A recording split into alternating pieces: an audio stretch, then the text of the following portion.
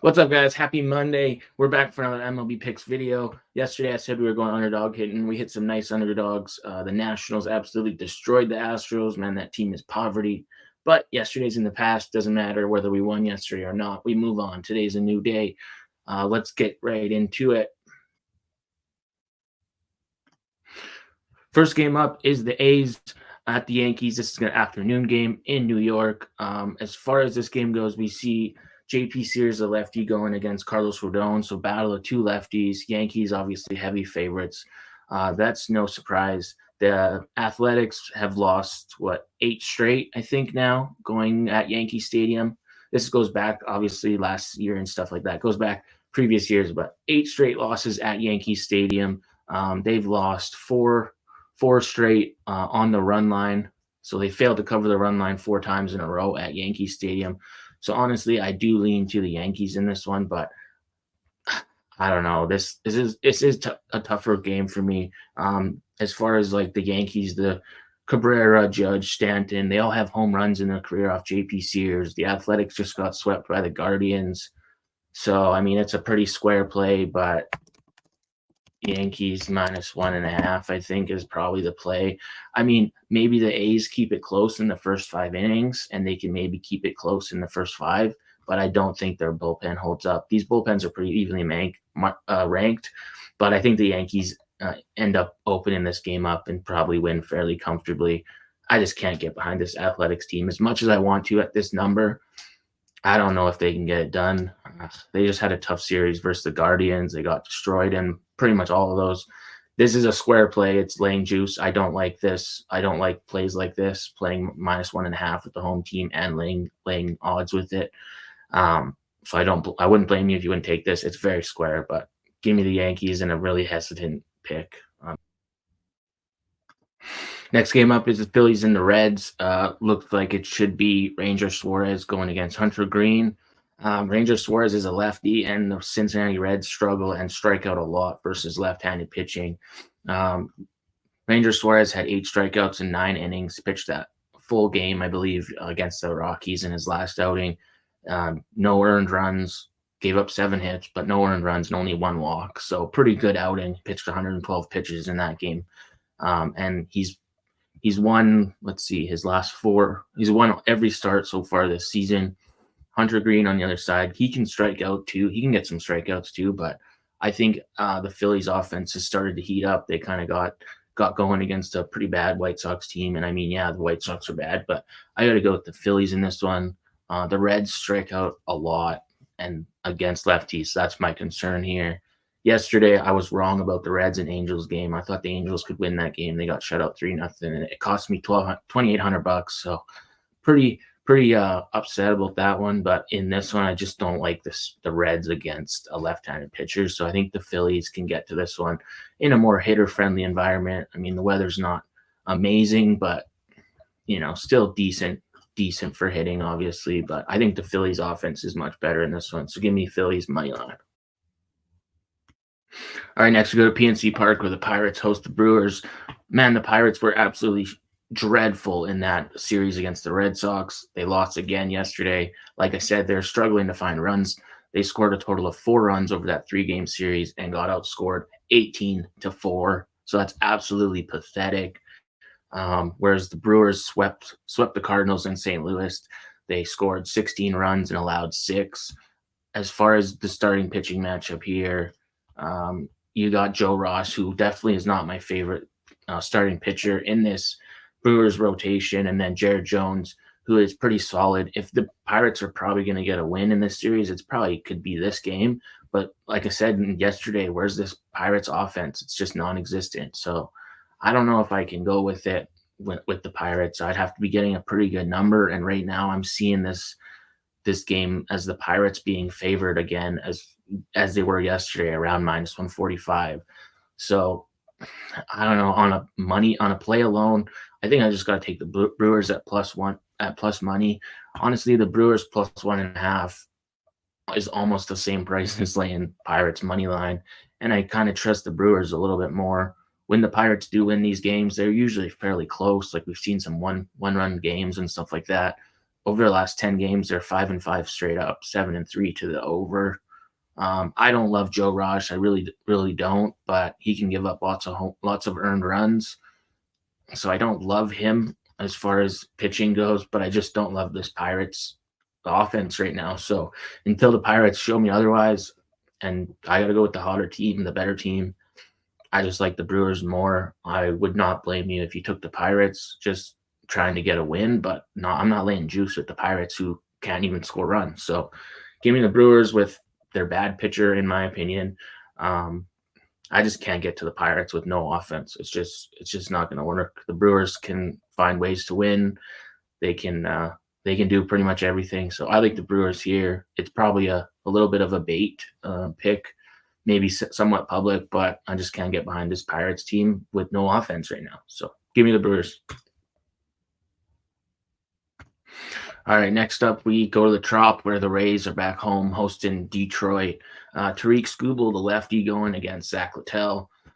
This could be a pretty slow game to start off with. The no-run first inning can very well be in effect here. Sorry, I just got to pull something up. We could see a little bit slow start to this game. As far as previous history between these two teams, the Rays have owned the Rays have owned the Tigers. Sorry, I was missing my words. Rays have owned the Tigers, winning 8 of the last 10 matchups, 3-5-2 to the under. So we're seeing lots of lower scoring games for the most part. I like Tariq Skubal. He's a good pitcher. He's probably one of their aces as far as this Detroit team goes. And right now, Tampa Bay is not the team of most recent seasons. When you look at these two teams as far as like first inning runs, Tigers are kind of 50-50 this season, and so are the Rays. So it's a kind of a close one. It'll probably be somewhat juiced around minus 130 or so. But I could see this one starting slower as far as runs go. Versus versus lefties, the Rays have been a little bit better lately, but I trust the Tigers a little bit more than I do the Rays. So I lean to the under in this one at 8. And I think the Tigers, maybe the Tigers first 5 money line, but for me, the other thing is I like the Tigers' chances to get to this Rays bullpen. Tigers still have the best bullpen in the league, a 1.65 ERA, still ranked number 1, where the Rays bullpen is number 3, 5.34 ERA, and if they've given up 15 home runs. So I just got to take the Tigers in this one. I lean to the under. I think this could be a slow start to this game. We could see maybe like a 4-3 type game, potentially, something like that.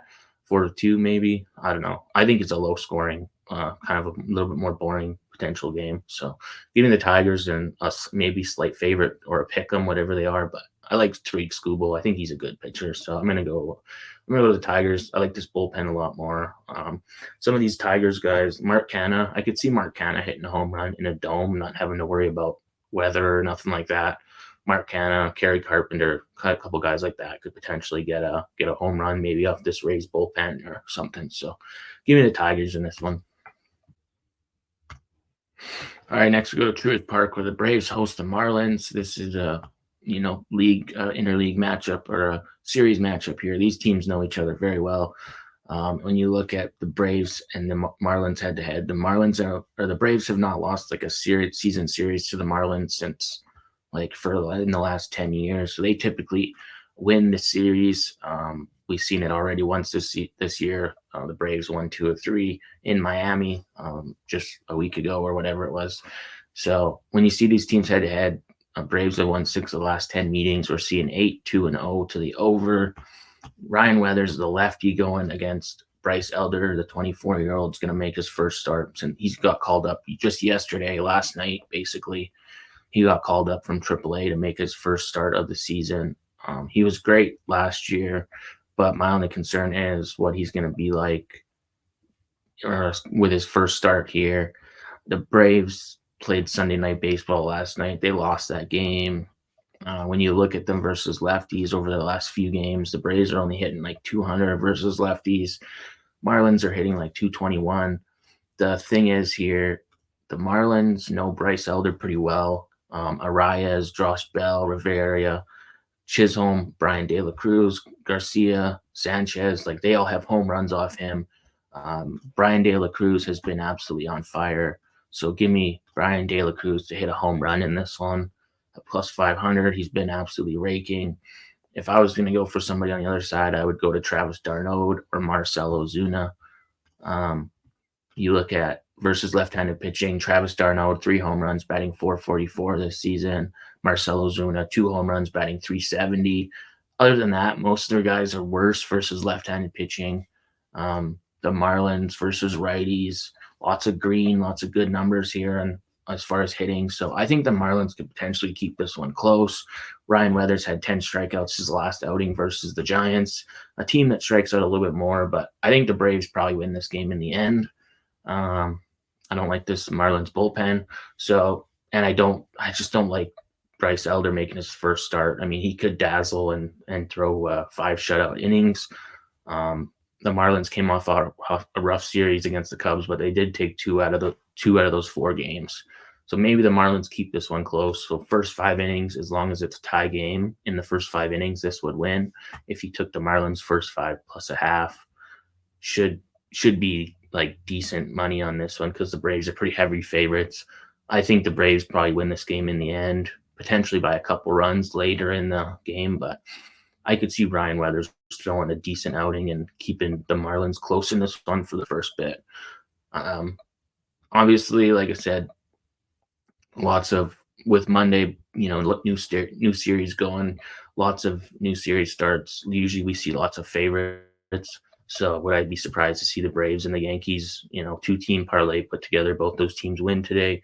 Absolutely not. I would not be surprised at all. So just give me the Marlins in the first 5 innings plus a half. I think the Braves win this game in the end, though. But Brian De La Cruz is going to hit a home run for the Marlins. Let's go. Stay hot. Let's go. Come on. Next game up is the White Sox Twins. Look, this is probably my least favorite game of the day. I don't want to lay minus 200 or whatever the Twins are. The White Sox just got destroyed by the Phillies. You look at this one where it's Jonathan Cannon. He's making his second start of the season. His last start was not bad. He pitched against Kansas City, went 5 innings, had 3 strikeouts, 1 walk, 1 earned run. So that's actually not bad. Whereas Chris Paddock got absolutely dusted in his last outing.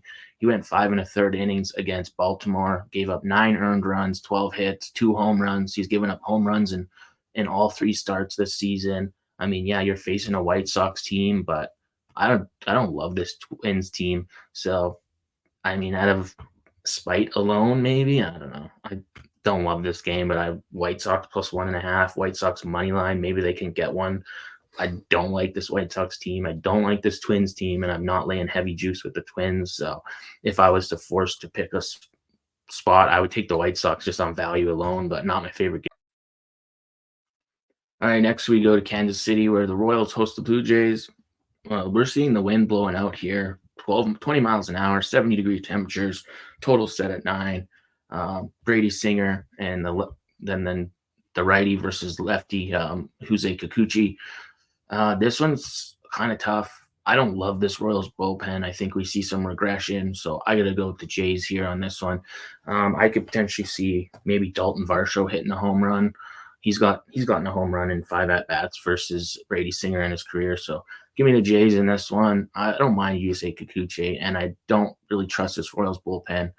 Yeah, so I'm going to go with the Blue Jays in this one. They look pretty good in that Padres series for the most part, considering.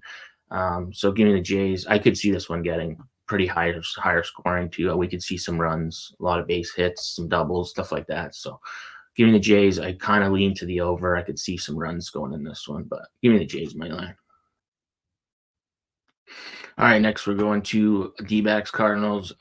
Brandon Pfaadt versus Lance Lynn. You look at these ones; they're pretty head-to-head. Like last 10, 5-5, 7-3 to the over. Honestly, I like Brandon Pfaadt a little bit more. I like this Diamondbacks team a little bit more. Cardinals should just get swept. They did get to stay at home where Arizona had to travel, but honestly, this is kind of a pick-em game. I kind of see a little bit. I could see this one being pretty close, but I got to go with the D-backs in this one. When you look at the Cardinals' last few games versus righties, they're batting like 177 as a team, so it's pretty bad. They can't seem to get runs going. My only concern is the bullpen for this D-backs team. they used quite a few guys in their bullpen. So maybe the Diamondbacks first five, but either way, both teams are not rested. So give me the Diamondbacks money line. All right, next we go to Coors Field where the Rockies host the Padres. This one is kind of tough for me. Dylan Cease has only made, I think, one start in his career versus in at Coors Field, and then you got Austin Gone for the lefty. Padres have kind of been struggling versus left-handed pitching. A lot of their numbers are not the greatest. Jake Cronenworth is all right. Hassan Kim is not bad, but Rosario, 2 home runs, batting 364 versus the lefties. Other than that, not the greatest numbers. My only concern is the Rockies had a doubleheader yesterday. They had to use a lot of their guys. They had to, yeah, they just they're batting better versus righties, but they just had to use. I don't like teams after playing a doubleheader and having to play another game. Xander Bogaerts has a home run off Austin Gomber in his career. Drickson Profar has decent numbers. Jake Cronenworth, great numbers, 348 average. So I lean to the Padres in this one. Not my favorite on as far as the price goes, but I think the Padres could probably put up some runs in this one. So just give me the Padres. They've won 8 of the last 10 meetings. We've actually seen the majority of them going to the under, but some of those were played in San Diego, obviously. The Padres' last 5 games are hitting like 147 versus lefties. The Rockies are hitting 210. So would it surprise me to see this game go under? No, it wouldn't actually. I could see a lower scoring game or a one-sided affair, but I gotta go with the Padres in this one. All right, next up, we're going to Angel Stadium, where the Angels host the Baltimore Orioles. We've seen these teams meet once already this season. Orioles pretty much dominated that series, other than the last game, but they won 2 out of 3. They scored, 25 runs to the Angels 11 or something like that. The Orioles have won 7 in the last 10 meetings, 6-2 to the over. This one, you got, what is it? Albert Suarez, I think it is. He went 5 2/3 innings last outing. It was versus Minnesota. He had 4 strikeouts. He gave up no earned runs. He got the win in that one. And Reed Detmers has been fairly solid. He had 4 strikeouts in his last outing versus Tampa Bay and got the win, but barely. 5 1/3 innings. He gave up 7 hits. So that's kind of concerning, especially to a Baltimore team that is hitting 431 right now versus left-handed pitching. The Angels are hitting 205 versus righties. I mean, I could see a Mike Trout home run here at this one at Angel Stadium in an evening game. But in the end, I think the Orioles get the win here. So give me the Orioles money line. All right, and our final game for this Monday card is the Mets Giants game. Oracle Park here. The Giants host the Mets. You got Jose Quintana going against Keaton Wynn. The Mets, they did just get shut out versus the Dodgers, but they ended up winning 2 out of 3 in that series. They've won in this head-to-head. They're 5-5 and 6-2 to the under, or 6-2 to the over. Sorry, these teams head-to-head. The Mets have won 12 of 21 games this season. I don't mind the Mets actually. They looked pretty good in that Dodgers series, apart from the last game. But I mean, it was glass now. He went 8 innings in that one, so he pitched great. He shut the Mets down. The Mets do not strike out a lot. They are a team that is at top 5 as far as strikeout go, other than last game because they were absolutely getting dealt to by Glass now. He struck out 31% of the batters yesterday, but I don't see that being the case here with this one. I don't think Keaton Wynn is going to get as many strikeouts as Glass now did yesterday. Keaton Wynn's last start, he got 4 strikeouts in 6 innings. He gave up 1 solo home run. He had a walk given up in that game. A lot of his games this season have been lower scoring. He's only got the win in one of his games, and that was the last one versus Miami, whereas Jose Quintana has been pretty solid. He's got wins in 3 straight games. His strikeout numbers could be better. He's not allowing a ton of runs.